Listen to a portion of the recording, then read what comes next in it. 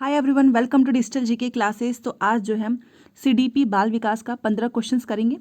30 दिसंबर को जो online paper हुआ था उसी के क्वेश्चंस हैं। आप मुझे लास्ट में बताइएगा कि आपका कितना जो है सही हुआ है। जो लोग चैनल पे नए हैं तो प्लीज़ चैनल को सब्सक्राइब जरूर करें। टेलीग्राम का भी लिंक दिया हुआ है, इंस्टाग्राम का भी दिया हुआ है, आप ज्वाइन हो सकते हैं अगर आपको कोई भी डाउट कुछ भी पूछना हो तो, क्योंकि यहाँ से आपको स्ट्रैटेजी तो पता चलेगी, प्लस मैराथन क्लासेस आने वाले हैं एंड हर दिन जो है क्लास होती है, हर सब्जेक्ट्स के होते हैं, तो आपको यहाँ से बहुत अच्छी मदद मिलेगी सीटेट को क्रैक करने में। तो चलिए स्टार्ट करते हैं। देखिए, हिंदी इंग्लिश दोनों दिया हुआ है, आप जिसमें भी कंफर्टेबल हो। एक बालिका कूदना सीखने से पहले चलना और उछलना सीखती है।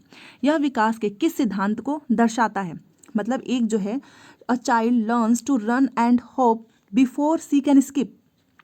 मतलब कूदने से पहले वो क्या कर रही है? उछलना हो गया, चलना हो गया, ये सीखती है। तो which principle of development does this illustrate? इसमें से कौन सा होगा? पहला देखते हैं, all domains of development are inter related.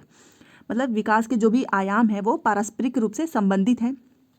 या फिर development follows a predictable pattern, कि जो विकास होता है वो फॉलो करता है प्रिडिक्टेबल पैटर्न। मतलब आप प्रिडिक्ट करते हैं ना, आपके घर में भी छोटा बच्चा होगा तो हम लोग बोलते हैं कि पहले अब ये धीरे धीरे अब इसने चलना स्टार्ट किया है, चलने के बाद से वो धीरे धीरे खड़ा होता है, फिर बाद में कूदता है। प्रिडिक्टेबल का मतलब ये होता है। एक चीज़ और बता रही हूँ कि अगर आप क्लास में पढ़ रहे हो और अगर आपका मैथ में अच्छा स्कोर आ रहा है तो कई बार टीचर बोलते हैं कि ये बड़ा होकर जो है क्या बनेगा? इंजीनियर बनेगा। लड़की अगर बहुत अच्छी है मैथ में तो उसको बोलते हैं इंजीनियर बनेगा। अगर आप डांस बहुत अच्छा करते तो डांसर। तो ये सारी चीज़ें क्या होती हैं? क्या एकदम से जो वो टीचर बोलते हैं वैसा हो जाता है? नहीं, वो आपका डेवलपमेंट जैसा होगा वो ऐसा प्रिडिक्ट करेंगे।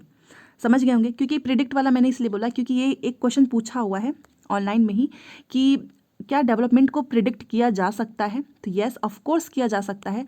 आप जैसी आपकी लर्निंग होगी, जैसा आप सीखते हैं, तो उसमें प्रिडिक्ट हो सकता है। तो ऑप्शन नंबर 2 जो है यहाँ पर राइट होगा, क्योंकि ये एक प्रिडिक्टेबल पैटर्न है। ऐसा नहीं है कि सभी आयाम एक दूसरे से रिलेटेड हैं। इस सेंस में आपको इस सेंस में आंसर देना है। दूसरा है कि ये डिसकंटिन्यूअस इन नेचर है, बिल्कुल भी नहीं। और डेवलपमेंट जो है इन्फ्लुएंस्ड होता है मैचुरेशन एंड एक्सपीरियंस से, मतलब परिपक्वता और अनुभव से, ये भी नहीं होगा। सबसे बेस्ट क्या है? Option number 2। ये क्या है? ये अगर बच्चा जो है, अगर कोई बोल रहा है कि कूदने से पहले वो क्या करेगा? चलेगा फिर उछलेगा, इसका मतलब आप क्या कर रहे हो? प्रिडिक्ट कर रहे हो। ये एक विकास में क्या होता है? प्रिडिक्टेबल पैटर्न है। तो ऑप्शन नंबर 2 जो है इसमें राइट है। अगला क्वेश्चन देखते हैं। अब ये देखिए, बालकों में जो डेवलपमेंट होता है एंड ग्रोथ, हमेशा मैंने बताया है कि जो हमारा डेवलपमेंट होता है, ये हमेशा याद रखना, वो हेरिडिटी एंड एनवायरनमेंट का क्या होता है? गुणनफल होता है। बट अगर आपका ग्रोथ, आज ही मैंने इंपॉर्टेंट टॉपिक्स में ये दोनों टॉपिक्स नोट कराए हैं कि growth and development of children consist क्या करता है? याद रखिएगा हमेशा, ये क्वांटिटेटिव भी होता है एंड क्वालिटेटिव भी होता है। मतलब आप इसको, क्वालिटेटिव का मतलब क्या होता है? मात्रात्मक और गुणात्मक दोनों ही होते हैं, कोई भी एक नहीं होगा। तो option number 2 is right. Quantitative and qualitative मतलब मात्रात्मक और गुणात्मक। मात्रात्मक मतलब ग्रोथ क्या होता है? कि ग्रोथ किसे बोलते हैं? अगर आप खुद सोचो कि आपकी जैसे मोटाई हो गई, लंबाई हो गई, जो आप माप सकते हैं उसे ही तो मात्रात्मक बोलेंगे।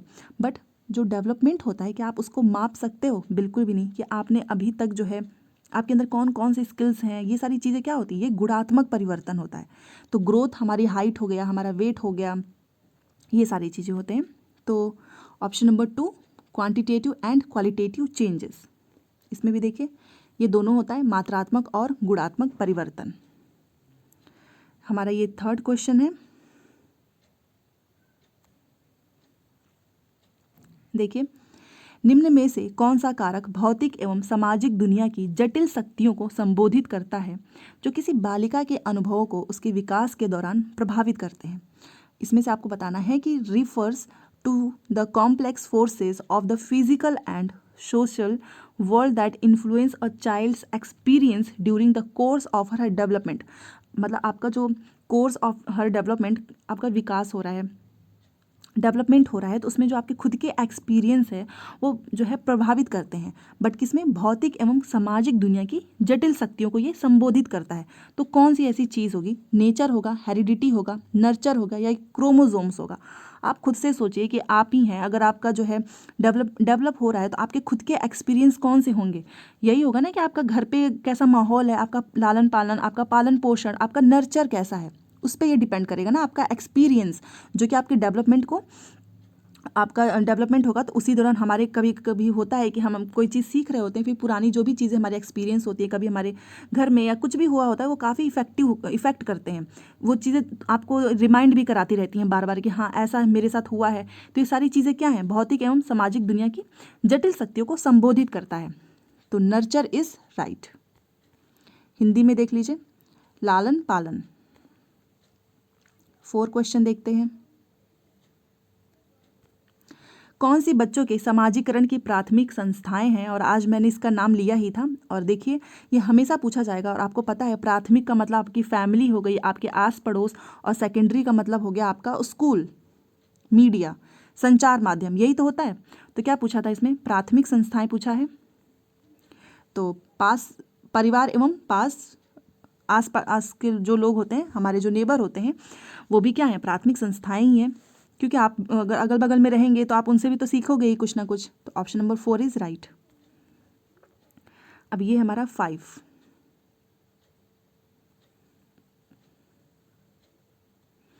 तो देखिए 5 में है कि कमल जो है वो स्वयं को तर्क देता है कि यदि तनु उसे एक क्रेयॉन देगी तो वह उसे भी एक क्रेयॉन देगा। मतलब तुम मुझे दो, वही जो हम लोग एक्सचेंज करते थे लंच वगैरह, आपने देखा होगा कि तुम मुझे अपना ये लंच दे दो तो मैं तुम्हें ये दूंगा या दूंगी। तो एक्सचेंज का बात हो रहा है, म्यूचुअल एक्सचेंज, और इसकी बात कोहलबर्ग ने की है। तो उसे भी एक क्रेयॉन देगा ताकि उपहारों के लेन देन में समानता हो, इक्वालिटी हो। कमल लॉरेंस कोहलबर्ग के नैतिक विकास के किस चरण पर है। अगर आपने इसको अच्छे से पढ़ा होगा कि जहाँ पर बच्चा जो है एक दूसरे से लंच बॉक्स एक्सचेंज करा, मतलब म्यूचुअल एक्सचेंज, तो वो क्या होगा, तो वो होता है इंस्ट्रूमेंटल पर्पस ओरिएंटेशन। मतलब आप किसी पर्पज के लिए कर रहे हो, इसकी बात इसने की है। यांत्रिक उद्देश्य अभिनव orientation. Option number 1 is right. कल ये सारे क्वेश्चन तो मैंने आपको कराया ही था, तो याद रखिएगा जब भी एक्सचेंज की बात हो, म्यूचुअल एक्सचेंज की, कि तुम मुझे अपना एक लंच मतलब कुछ भी दे दो और मैं तुम्हें इसके बदले में ये दूंगा, तो वो होता है ऑप्शन नंबर 1।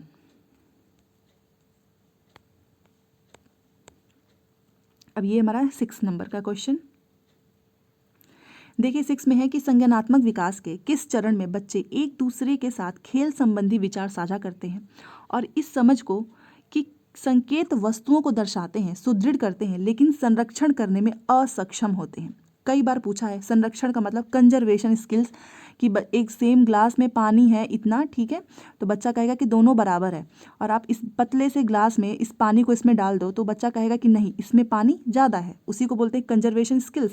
तो ये मैंने आपको बताया है कि जहाँ पर बच्चा जो है इस स्किल्स को ना समझ पाए, कंजर्वेशन में उसको दिक्कत हो, लैक ऑफ कंजर्वेशन स्किल हो, वो कौन सा है पियाजे का स्टेज, तो वो है प्री ऑपरेशनल।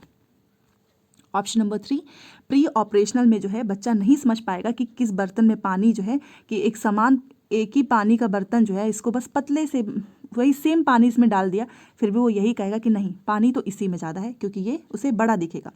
तो ऑप्शन नंबर 3 इज राइट।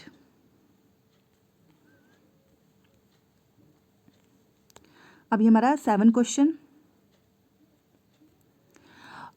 6 वर्षीय बालिका सोचती है कि लंबे गिलास में छोटे, मतलब भाई ये लंबा गिलास है, में छोटे और चौड़े बर्तन से अधिक पानी आता है। मतलब इस बर्तन से, ये जो चौड़ा बर्तन है ना, इससे अधिक पानी किस में आएगा, ये लंबे गिलास में। यद्यपि उसकी आंखों के सामने ही पानी जो है, अभी जस्ट मैंने आपको यही समझाया था, उसके सामने ही क्या किया गया है कि इस पानी का सेम जो है ना, इसी का पानी का बर्तन पानी जो है इसमें डाल दिया गया है। पानी एक बर्तन से दूसरे बर्तन में पलटा गया है। तो पियाजे के अनुसार बालिका की यह सोच किस योग्यता की कमी के कारण है। तो ये तो आप आराम से कर लेंगे, बट एक चीज़ आप यहाँ पर देखिए, यही होता है ऑनलाइन में कि देखिए कंजर्वेशन तो होता है, बट यहाँ पर देखो इसको क्या लिखा है, सीरिएट लिखा है, हायरार्किकल क्लासिफिकेशन लिखा है, D centre, apply prepositional logic, language change कर दिया है। तो आप यहाँ पर कंफ्यूज हो जाएंगे, आप सोचोगे कि आखिर में ऐसा क्या हो रहा है कि उसने बोला है कि एक 6 वर्षीय जो लड़की है वो ये सोच रही है कि लंबे गिलास में छोटे और चौड़े बर्तन से जो है अधिक पानी आता है। उसकी आंखों के सामने ये सारी चीज़ें की गई है, फिर भी वो बालिका यह सोच किस योग्यता की कमी के कारण है। पियाजे के अनुसार बालिका की ये जो सोच है वो कौन सी योग्यता की कमी के कारण है। तो कौन सी, आप इसमें से क्या सोचोगे? सीरिएशन होता नहीं है कि आपको एक सीरीज में लगाना है, ये क्लासिफिकेशन भी नहीं है, ये क्या है? अकेंद्रीयता है। और यही चीज़ पूछा था, कई बार पूछा है सीटेड में, बहुत से बच्चे इसमें कंफ्यूज हो गए थे क्योंकि यहाँ पर कंजर्वेशन वर्ड नहीं दिया, इसको बोलते हैं D centre. So option number 3 जो है वो राइट है। ये देखिए ऑप्शन नंबर 3 डी सेंटर। अब ये हमारा नेक्स्ट क्वेश्चन है 8। चलिए इसको देखते हैं। इसमें ये है कि बच्चा जो है ये बोलता है कि मैं पहेली के इस हिस्से को पूरा नहीं कर पा रहा हूँ। कोई पहेली होगी, उसका एक हिस्सा वो पूरा नहीं कर पा रहा है। अध्यापक, यहाँ कौन सा टुकड़ा आना चाहिए? क्योंकि ये बिल्ली के पैर हैं, ये क्या है? बिल्ली के पैर हैं, तो यहाँ पर कौन सा टुकड़ा आना चाहिए? बच्चा बोला कि पंजा आना चाहिए। यहाँ पर देखिए अध्यापक, सही कौन सा टुकड़ा उसने बोला कि सही कौन सा टुकड़ा पंजे जैसा दिखता है? कौन सा टुकड़ा जो है इसमें से पंजे जैसा दिखता है? बच्चा बोला ये वाला। उपर्युक्त बातचीत में सामाजिक अंतःक्रिया की किस विशेषता पर प्रकाश डाला जा रहा है? अब आप खुद सोचिए कि बच्चे से जो है टीचर, बच्चे ने बोला कि मैं ये काम नहीं कर पा रहा हूँ, तो टीचर ने उसको थोड़ा सा हिंट दिया, सपोर्ट दिया। तो आपको क्या लग रहा है कि अगर आप जो है थोड़ा सा अगर बच्चों को सपोर्ट दे दे तो बच्चा उस काम को कर लेगा? तो वो होता है स्कैफोल्डिंग। और जोन ऑफ प्रॉक्सिमल डेवलपमेंट होता है कि दायरा होता है कि रियल डेवलपमेंट और जो आपको कोई मदद दे रहा है उसके बीच का अंतर, उसे बोलते हैं जोन ऑफ प्रॉक्सिमल डेवलपमेंट। तो याद रखना, जब भी थोड़े से सपोर्ट की बात आएगी तो वो होता है स्कैफोल्डिंग। वाइगोस्की ने दिया है। अब ये हमारा 9 क्वेश्चन है। ले वाइगोस्की का संज्ञानात्मक विकास का सिद्धांत किससे संबंधित है? आप खुद सोचो, इनका तो सिद्धांत का नाम ही है कि सामाजिक अधिगम का सिद्धांत। ये सोशियो कल्चरल पर्सपेक्टिव की बात करते हैं कि बच्चा जो है समाज से इंटरेक्ट करके सीखता है। So option number 1 is right. बहुत से क्वेश्चंस ऐसा नहीं है कि टफ ही मिलेगा, आपको अच्छे अच्छे क्वेश्चंस मिलेंगे। तो ये भी हो गया हमारा। अगला क्वेश्चन देखते हैं। 10 क्वेश्चन देखिए। पियाजे के सिद्धांतों पर आधारित एक रचनावादी कक्षा में बच्चे किस तरह से सीखते हैं? आपने याद होगा पियाजे ने क्या बोला कि बच्चा जो है स्टेजेस में सीखता है। इन्होंने भाषा को इम्पोर्टेंस नहीं दी है, लैंग्वेज को इम्पोर्टेंस नहीं दिया है। तो आप बताइए इसमें से क्या हो सकता है? कमेंट जरूर कीजिएगा कि आज की क्लास आपको कैसी लगी है। और मैराथन क्लासेस आप चाहते हैं तो प्लीज़ जितना ज़्यादा हो सके वीडियो को शेयर कीजिए। मैं चाहती हूँ कि बहुत ज़्यादा बच्चे जो हैं जुड़ें और साथ में इसका फ़ायदा उठाएं। तो पियाजे के सिद्धांतों पर आधारित एक रचनावादी का मतलब क्या होता है? कंस्ट्रक्टिविस्ट, जहाँ बच्चा जो है कुछ क्रिएट करे, कुछ मतलब उसका खुद का क्रिटिकल थिंकिंग लगे, सब कुछ खुद से करके सीखे, डाइवर्जेंट थिंकिंग जो है उसकी डेवलप हो, उसी को तो बोलेंगे कि रचनावादी, जहाँ पर कुछ सीख रहा है बच्चा। तो बच्चे किस तरह से सीखते हैं? बच्चे तो यहाँ पर लिखा है, देखिए वो क्या करते हैं? इमिटेट करते हैं अपने से बड़ों को, बच्चों द्वारा दी गई व्याख्याओं से सीखते हैं, बड़ों द्वारा जो बड़े उनको एक्सप्लेन करते हैं उनसे सीखते हैं, पुरस्कार के लिए रीइंफोर्समेंट, उससे क्या सीखेगा? रिवॉर्ड्स के लिए, या फिर वो सेल्फ इनिशिएटेड एक्टिविटी करके सीख लेता है, मतलब खुद से कुछ भी एक्टिविटी करके सीखता है। जैसे कि आपने सुना होगा कि वाइगोस्की क्या बोलते हैं कि बच्चा जो है समाज से इंटरेक्ट करके सीखता है, बट पियाजे ने क्या बोला था कि नहीं, बच्चा जो है खुद से सेल्फ इनिशिएटेड एक्टिविटी करके भी सीख सकता है, ज़रूरी नहीं है कि वो समाज से इंटरेक्ट करके ही सीखे। तो 10 का हो गया 4। अब ये हमारा 11 क्वेश्चन।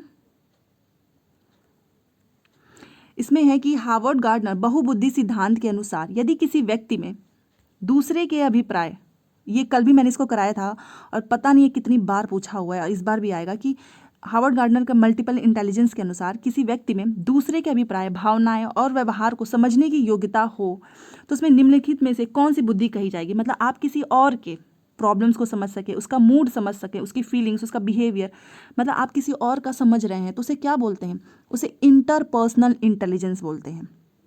क्या बोलते हैं? इंटरपर्सनल। और इंट्रा मतलब खुद का।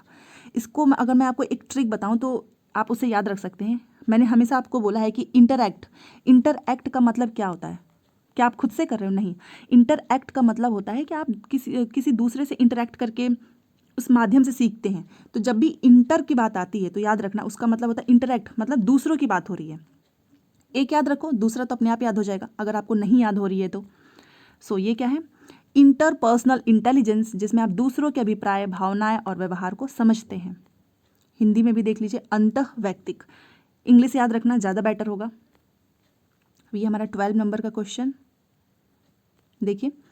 अध्यापकों को उदाहरण देते हुए महिलाओं को, आज मैंने आपको जो जो इम्पोर्टेंट टॉपिक्स बताए हैं, सॉरी जो कल मैंने आपको बताया था, देखिए सब कुछ वैसा ही है, सारे क्वेश्चंस एकदम वैसे ही हैं, उसी टॉपिक्स पे ही बेस्ड हैं। अगर जिसने भी वो इम्पोर्टेंट टॉपिक्स की वीडियो नहीं देखी है, प्लीज़ आई सजेस्ट कि आप वो वीडियो ज़रूर देखें, आपको बहुत हेल्प मिलेगी।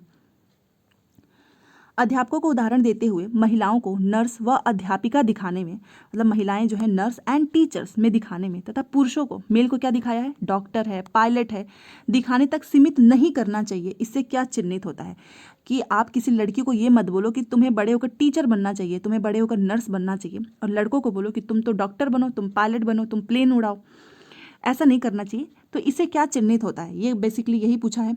तो मैं आपको बता देती हूँ, इसमें जो है 2 क्वेश्चंस को सीटेट ने जो है माना था, एक क्वेश्चन नंबर 2 और एक जो है क्वेश्चन नंबर 4। तो क्योंकि इसमें कुछ हो गया, मतलब थोड़ी बच्चों ने इस पर किया था, तो लास्ट में यही आया था, इसका जो आंसर किया था कि जिसने 2 किया है और जिसने 4 किया है उनके आंसर ही माने गए थे। मतलब ये क्या चिन्हित करता है, जेंडर स्टीरियोटाइपिंग, और एक होता है जेंडर कॉन्स्टेंसी। यहाँ पर देखिए समरूपता, रूढ़िवादिता। और ये अगर आप क्वेश्चन समझ गए, इसमें ये चीज़ बोला है कि अगर कोई भी जो है आपके आसपास भी कोई ये बोले कि नर्स टीचर जो है, फीमेल जो है वो नर्स और अध्यापिका तथा पुरुष जो है वो डॉक्टर या पायलट जो है दिखाने तक, अगर कोई ऐसा कर रहा है, आपको ऐसे बस इतना ही सीमित नहीं रखना है। क्योंकि अगर आपने बस इतने तक सीमित रख दिया तो इसका मतलब क्या करो, स्टीरियोटाइपिंग है, और ये जेंडर कॉन्स्टेंसी है। लचीलापन की तो बात ही नहीं है कि आपने जेंडर स्टीरियोटाइप की फ्लेक्सिबिलिटी रखी है। फ्लेक्सिबिलिटी का मतलब कोई कुछ भी करे, लड़कियां भी डॉक्टर बने, इंजीनियर बने, पायलट बने, और जेंडर जो एम्पावरमेंट होता है, सशक्तिकरण, ये तो पॉजिटिव वे में आ गया है। तो 2 चीज़ें यहाँ पर आ गया था, और कॉन्ट्राडिक्ट की वजह से option number 2 and option number 4। तो याद रखना, कहीं पर भी अगर आपको इस टाइप के कुछ क्वेश्चंस मिले तो उसको ज़्यादा टिक करना, सो दैट आपका जो है आंसर माना जाए। तो यही दोनों माना गया था, तो मैंने सोचा आपको बता दूं। 2 एंड 4 को उसने राइट माना था 12 में। तो यही होता है सीटेट में। एक चीज़ तो है कि आप क्वेश्चंस तो करके आ जाइए, बट कई बार ऐसा होता है कि जो सीटेट ने एक बार जो अपना आंसर कर दिया वो चेंज नहीं करेगा। और बहुत से अगर आपने संशोधन वगैरह के लिए भी लोग डालते हैं, बट कोई फ़ायदा नहीं होता है। सीटेट के अपना जो रहता है वो उसको ही मानते हैं फाइनल। अब ये 13 क्वेश्चन देखते हैं। बच्चों के भाषाई विकास के लिए प्राथमिक स्तर की कक्षाओं में मुद्रित समृद्ध परिवेश आवश्यक है। ये वाला क्वेश्चन आया हुआ है, कई बार रिपीट हुआ है ऑनलाइन एग्जाम में ही, इसको मैंने कराया है आपको, कि जब बच्चों का जो भाषा विकास होता है उसमें प्राथमिक स्तर पर मुद्रित समृद्ध परिवेश आवश्यक है। दूसरा है कि भावनाओं की अधिगम में महत्वपूर्ण भूमिका है, जो फीलिंग्स होती है उनके अधिगम में जो है बहुत ही महत्वपूर्ण भूमिका है। तो इसमें से क्या चीज़ सही है, क्या दोनों सही है या नहीं? देखिए बात तो दोनों सही है, ए और आर दोनों सही है, बट ये भावनाओं की बात जो है, ये मुद्रित परिवेश जो भाषा विकास के लिए, ये इसकी सही व्याख्या नहीं है। सो ऑप्शन नंबर 2 जो है वो राइट है। एक बार आप इंग्लिश में भी देख लो, सो दैट आपको थोड़ी सी क्लैरिटी हो जाए। देखिए क्या पूछ रहा है कि a print rich environment in a primary classroom is essential for language development of children. Print rich का मतलब होता है कि जहाँ से बच्चा जो है देखकर, कुछ सिंबल्स बने होते हैं उनसे देखकर बच्चा आराम से लैंग्वेज को सीखता है। आपने देखा होगा हिंदी की क्लास में, इंग्लिश की क्लास में जो है एप्पल्स अगर पढ़ाना है तो उसके साइन वगैरह बने होते हैं। Yes, emotions play an important role in learning. Yes of course, learning में इमोशंस का बहुत इंपॉर्टेंट रोल होता है। दोनों बातें सही हैं, बट क्या ये इसको सही जो है एक्सप्लेन कर रहा है? बिल्कुल नहीं। इस वजह से ए और आर ट्रू हैं, but R is not correct explanation of A. तो ये हो गया। अब ये देखिए ये क्वेश्चंस कितना बड़ा है। तो 1-2 क्वेश्चंस जो आपको देखने को मिलेगा, बट वो ज़्यादा टफ नहीं रहेगा। यहाँ पर देखिए, जब हरजोत को अपने प्रदत्त कार्य में सितारा नहीं मिलता तो वो बहुत परेशान हो जाता है। सितारा का मतलब क्या होता है? स्टार। असाइनमेंट मान लीजिए आप बच्चों को देते हो तो आप वहाँ पर स्टार देते हो, किसी को 2 स्टार, किसी को 5 स्टार। तो जब उसको नहीं मिलता तो वो बहुत परेशान हो जाती है। अपने काम के संदर्भ में दी गई किसी भी आलोचनात्मक टिप्पणी के प्रति वह रक्षात्मक रुख अपनाती है। इस संबंध में निम्न में से कौन सा उपागम जो है सबसे अधिक प्रभावकारी होगा? अब ये तो काफ़ी टफ लग रहा है हिंदी में, इंग्लिश देख लेते हैं एक बार। देखिए, Harjot gets very upset when she does not receive a star. जब उसको स्टार नहीं मिलता तो काफ़ी अपसेट हो जाती है असाइनमेंट में। She gets defensive at any critical remark on her work. वो डिफेंसिव जो है, डिफेंसिव का देखो यहाँ पर लिखा था कि जब भी उसको कोई भी अपना काम दिया जाता है तो उसमें आलोचनात्मक टिप्पणी के प्रति वह रक्षात्मक रूप अपनाती है, मतलब डिफेंसिव वो चीज़ करती है। तो इसमें से आप बताइए कि कौन सा अप्रोच जो है निम्नलिखित में से उपागम को क्या बोलते हैं इंग्लिश में, अप्रोच जो है इसमें से सबसे अधिक इफेक्टिव होगा, यही पूछा है। तो देखिए सबसे अधिक इफेक्टिव क्या होगा कि क्योंकि वो स्टार के लिए बार बार काम कर रही है, आप सोचिए। तो यहाँ पर सब फीडबैक आपको देना है, approach would be most effective in his case, उसके केस में, क्योंकि वो काम कोई भी इसलिए नहीं करेगी उसका खुद का मन हो रहा है। तो giving her lots of constructive feedback and allowing her to revise her work, ये होगा। या फिर दूसरा देखिए, making sure that she gets a star on every assignment to not make her upset, मतलब आप उसको देते रहो स्टार ताकि वो अपसेट ना हो, ये तो कोई बात नहीं है। तीसरा देखिए, making sure that she does not get a star or any other reward or any assessment so that she becomes use to it. अच्छा, मतलब आप उसको कभी स्टार ही मत दो, कोई रिवॉर्ड मत दो। Not giving her any kind of feedback, आप उसको कोई फीडबैक ही मत दो। सबसे बेस्ट क्या है, ऑप्शन नंबर 1 इज राइट। क्यों? क्योंकि देखिए उसे रचनात्मक प्रतिपुष्टि आपको देना है, कंस्ट्रक्टिविस्ट फीडबैक देना है, और बोलिए कि अपना काम दोहराने के लिए उसको कहना है कि उसका कोई भी काम है तो उसको क्या करे, दोहराए, तभी जाकर जो है ये इफेक्टिव होगा। ना कि आप उसको कभी मत दो, स्टार ही मत दो, उसको जो है किसी तरह का फीडबैक ही मत दो। तो ये सारी चीज़ें गलत है, ऑप्शन नंबर 1 इज राइट। तो देखिए 15 नंबर का क्वेश्चन है, पोर्टफोलियो के बारे में है कि पोर्टफोलियो की विशेषता नहीं है। अगर आपने ध्यान दिया होगा तो मैंने आपको बताया है कि पोर्टफोलियो और एनेक्डोटल रिकॉर्ड्स जो है पूरा डिटेल में पढ़ाया है, आप ज़रूर देखना वो क्लास। तो यहाँ पर क्या लिखा है, नेगेटिव पे ध्यान दीजिएगा। पोर्टफोलियो समय जो है विशेष के दौरान किए गए कार्यों को संकलित करता है और विकासात्मक परिवर्तनों पर प्रकाश डालते हैं। यस, राइट है। ये विद्यार्थियों को अभिकल्प करने, संग्रह करने और मूल्यांकन में संलग्न करते हैं। ये भी राइट है। विद्यार्थियों को स्वयं की अधिगम प्रगति के आकलन में संलग्न करने के लिए सेल्फ रेगुलेट जो असेसमेंट होता है कि बच्चे खुद का असेसमेंट कर सकें। यस, पोर्टफोलियो में असंबद्ध परीक्षण मतलब डिसकनेक्ट टेस्ट और क्विज होते हैं और अधिगम के उत्पाद को सुनिश्चित करते हैं। गलत है ये, क्योंकि डिसकनेक्ट आपको टेस्ट नहीं देना है। मान लीजिए आपने कोई टेस्ट दिया है, उसका बच्चा जो है कनेक्शन ही ना समझ पाए, वो टॉपिक से एकदम हटके हो, तो वो क्या उसमें कुछ परफॉर्म करेगा? बिल्कुल भी नहीं करेगा। एक बार आप इंग्लिश में भी देख लो। देखिए पोर्टफोलियो मैंने आपको बताया था कि आप क्या करते हो, एक बच्चे के नाम का स्टूडेंट फाइल बनाते हो जिसमें उसका नाम, उसका फैमिली के मतलब मम्मी पापा का नाम, रोल नंबर, कब उसने एडमिशन लिया था, ये सब कुछ होता है। प्लस आप उसका जो भी वो काम करता है over the time of period आप उसका कलेक्ट करते हो कि वो ग्रुप में कैसा कर रहा है, एक्टिविटी में कैसा कर रहा है, उसकी कमियाँ भी आप लिखते हो। फिर उसमें आप वो सेल्फ असेसमेंट भी, इससे क्या होता है पोर्टफोलियो से बच्चा खुद का असेसमेंट भी कर सकता है, सेल्फ असेसमेंट जिसे बोलते हैं।